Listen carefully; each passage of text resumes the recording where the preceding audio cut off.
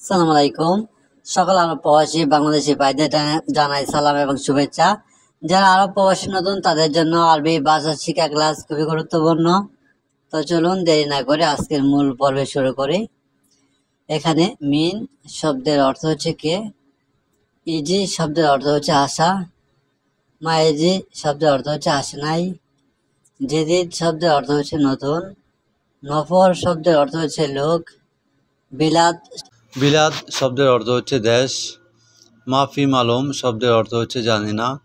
মালুম শব্দের অর্থ হচ্ছে জানা। মুখমাফি শব্দের অর্থ হচ্ছে বোকা। হোমার শব্দের অর্থ হচ্ছে গাধা। হোমার শব্দের অর্থ হচ্ছে গাধা। গাতুয়া শব্দের অর্থ হচ্ছে বিলাই।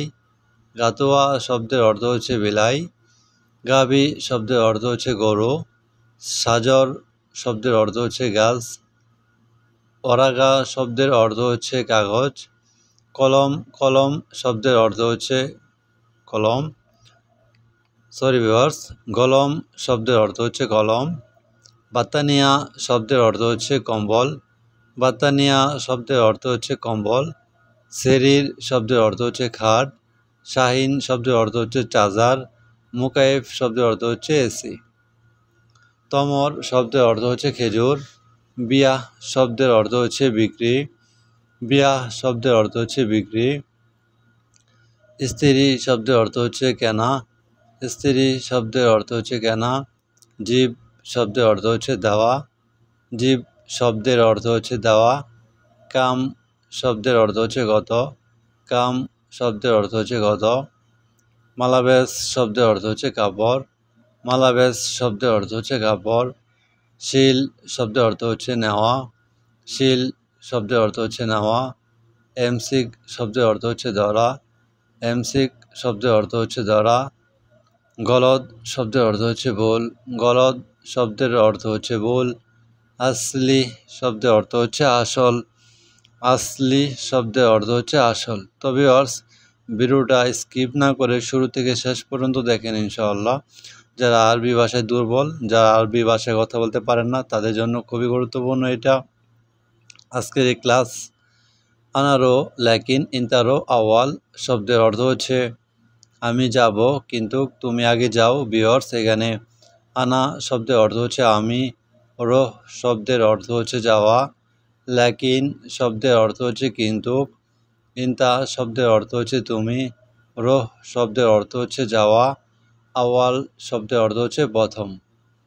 আনারো ল্যাকিন ইন্তারো আওয়াল শব্দের অর্থ হচ্ছে আমি যাব কিন্তু তুমি আগে যাও।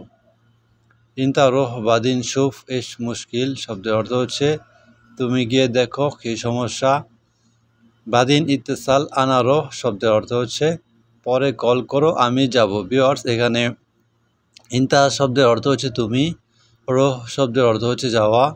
বাদিন শব্দের অর্থ হচ্ছে পরে। শুফ শব্দের অর্থ হচ্ছে দেখা। এস শব্দের অর্থ হচ্ছে কি। মুশকিল শব্দের অর্থ হচ্ছে সমস্যা। ইন্তা রোহ বাদিন শুফ এস মুশকিল, তুমি গিয়ে দেখো কী সমস্যা। এখানে বাদিন শব্দের অর্থ হচ্ছে পরে। ইত্তেসাল শব্দের অর্থ হচ্ছে কল করা বা ডাকা। আনা শব্দের অর্থ হচ্ছে আমি। রোহ শব্দের অর্থ হচ্ছে যাওয়া। বাদিন ইত্তেসাল আনা রোহ, পরে কল করো আমি যাব। ভিউয়ার্স, এখানে খুবই গুরুত্বপূর্ণ শব্দে ভরপুর আজকের এই ভিডিওটা। অবশ্যই না টেনে স্কিপ না করে সম্পূর্ণ দেখেন ইনশাআল্লাহ। কে কোথা থেকে দেখতেছেন অবশ্যই লাইক করবেন, কমেন্ট করবেন। সর্বোপরি যারা আমার চ্যানেল নতুন অবশ্যই চ্যানেলটা সাবস্ক্রাইব করবেন ইনশাআল্লাহ। এস মুশকিল লেশ মাফি সুগল শব্দের অর্থ হচ্ছে কী সমস্যা, কেন কাজ করো না। ভিউয়ার্স, এখানে এস শব্দের অর্থ হচ্ছে কি। মুশকিল শব্দের অর্থ হচ্ছে সমস্যা। লেশ শব্দের অর্থ হচ্ছে কেন। মাফি শব্দের অর্থ হচ্ছে না। সুগল শব্দের অর্থ হচ্ছে কাজ। এস মুশকিল লেশ মাফি সুগল শব্দের অর্থ হচ্ছে কি সমস্যা, কেন কাজ করো না। এখানে মুশকিল শব্দের অর্থ হচ্ছে সমস্যা। হাসান ইতিন নফর সাইজন জাল, এখানে ভিউয়ার্স এর অর্থ হচ্ছে কারণ দুইজন মিলে মারামারি করছে। এখানে আসান শব্দের অর্থ হচ্ছে কারণ, ইতনিন শব্দের অর্থ হচ্ছে দুই, নফর শব্দের অর্থ হচ্ছে লোক, সাবি শব্দের অর্থ হচ্ছে করা, জঞ্জাল শব্দের অর্থ হচ্ছে মারামারি। আসান, ইতনিন, নফর, সাবি, জঞ্জাল। ভিউয়ার্স, এখানে এস মুশকিল লেশ মাফির সুগল শব্দের অর্থ হচ্ছে কী সমস্যা, কেন কাজ করো না। এখানে এস শব্দের অর্থ হচ্ছে কি, মুশকিল শব্দের অর্থ হচ্ছে সমস্যা, লেশ শব্দের অর্থ হচ্ছে কেন, মাফি শব্দের অর্থ হচ্ছে না, সুগল শব্দের অর্থ হচ্ছে কাজ। এস মুশকিল লেশ মাফি সুগল, কী সমস্যা, কেন কাজ করো না। আসান, ইতিন, নফর, সাই, জঞ্জাল। এখানে কারণ দুইজন মিলে মারামারি করছে। ভিউয়ার্স, এখানে আসান শব্দের অর্থ হচ্ছে কারণ। ভিউয়ার্স, এখানে মুদির সার খালাস শব্দের অর্থ হচ্ছে বস, মাস শেষ। এখানে মুদির শব্দের অর্থ হচ্ছে বস, সাহার শব্দের অর্থ হচ্ছে মাস, খালাস শব্দের অর্থ হচ্ছে শেষ। মুদির সাহার খালাস বস, মাস শেষ। ইন্তাকালাম রাতিব জিব শব্দের অর্থ হচ্ছে আপনি বলছেন বেতন দেবেন। এখানে ইন্তা শব্দের অর্থ হচ্ছে তুমি, কালাম শব্দের অর্থ হচ্ছে বলা, রাতিব শব্দের অর্থ হচ্ছে বেতন, জিব শব্দের অর্থ হচ্ছে দেওয়া। ইন্তাকালাম তুমি বলছ, রাতিব জিব বেতন দিবে। লেকিন রাতিব মাইজি শব্দের অর্থ হচ্ছে কিন্তু বেতন আসে নাই। ভিউয়ার্স, এখানে লেকিন শব্দের অর্থ হচ্ছে কারণ, রাতিব শব্দের অর্থ হচ্ছে বেতন, মাই মানে হচ্ছে না, ইজি শব্দের অর্থ হচ্ছে আসা, মাই ইজি শব্দের অর্থ হচ্ছে আসে নাই।